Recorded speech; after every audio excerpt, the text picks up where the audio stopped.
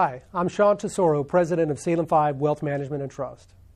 I'm here to provide an overview of the top 5 changes in the new legislation signed into law by President Trump on July 4, 2025. The One Big Beautiful Bill Act is 870 pages long, and as with any new law, there are both pros and cons for various taxpayers depending on your individual situation. Here are some of the highlights that will have an impact on the financial plans of individuals and families. Number 1, the tax law extends and makes permanent most of the tax cuts that were enacted in 2017 under the Tax Cut and Jobs Act. That includes not only the current brackets and marginal rates, but also the estate tax exemption. It also makes permanent the increased standard deduction and annually adjusts it for inflation. Starting in tax year 2025, the standard deduction is increased to $15,750 for individuals and $31,500 for joint filers. Number 2, the cap on the state and local tax deduction, known as SALT, will temporarily increase from $10,000 to $40,000 for tax years 2025 through 2029, with a 1% annual increase over the 5-year period and a phase-out for higher incomes.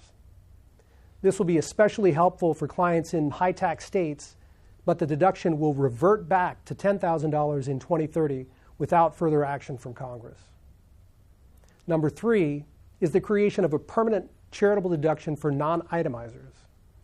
Since 2017, only those people who itemized their taxes were able to deduct charitable contributions.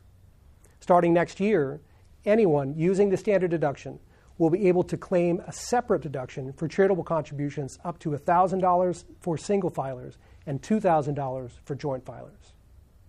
Number 4, for any filer 65 or older, there will be an additional deduction of $6,000 for individuals and $12,000 for those filing jointly.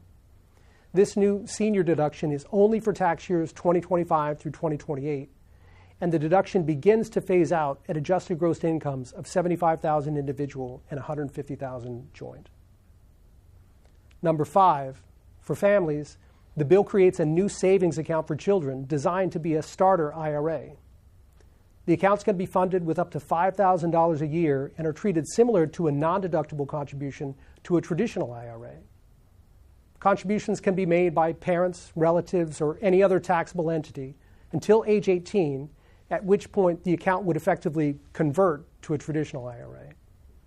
One important note, parents of newborns born between January 1st of 2025 and December 31st of 2028 would also qualify for $1,000 in federal seed money to start the account.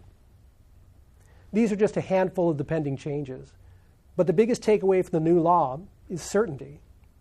Knowing that these are the rules for the foreseeable future allows you to confidently make decisions that might benefit your plan, like Roth conversions, tax loss harvesting, or charitable giving. As always, if you have questions about how the new law might impact your financial plan, reach out to one of our advisors and discuss your options.